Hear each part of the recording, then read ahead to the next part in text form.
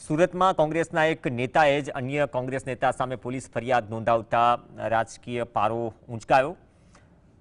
સુરત શહેર કોંગ્રેસના પૂર્વ કાર્યકારી પ્રમુખ દીપક નાયકે શહેર ઉપપ્રમુખ ઋષિન રાયકા સામે ઉમરા પોલીસ મથકે વ્યાજખોરીની ફરિયાદ નોંધાવી।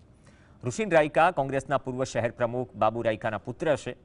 દીપ નાયકના આક્ષેપ મુજબ તેમણે ટુકડે ટુકડે ઋષિન રાયકા પાસેથી કુલ 1 કરોડ 5 લાખ રૂપિયા 6% વ્યાજે લીધા અને આજ દિન સુધીમાં 1 કરોડ 27 લાખ રૂપિયા પરત ચૂકવી પણ દીધા, છતાં વધુ ઉઘરાણી થઈ રહી છે।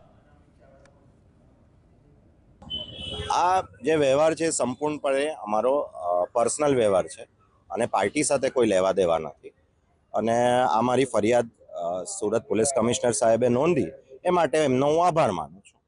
નું નામ ઋષિનભાઈ રાયકા છે, એ હમણાં સુરત શહેર કોંગ્રેસમાં મારે ધ્યાન છે ત્યાં સુધી ઉપપ્રમુખ છે। 1 કરોડ 5 લાખ એમણે મને આપ્યા હતા, એ સામે 1 કરોડ 27 લાખની રકમ મેં પાછી આપી હતી અને લગભગ 1 કરોડ 95 લાખની 1 કરોડ 95 લાખની હજી માંગણી અને એ સિવાય મારી 80-85 લાખની એક પ્રોપર્ટી લેવાનો પ્રયત્ન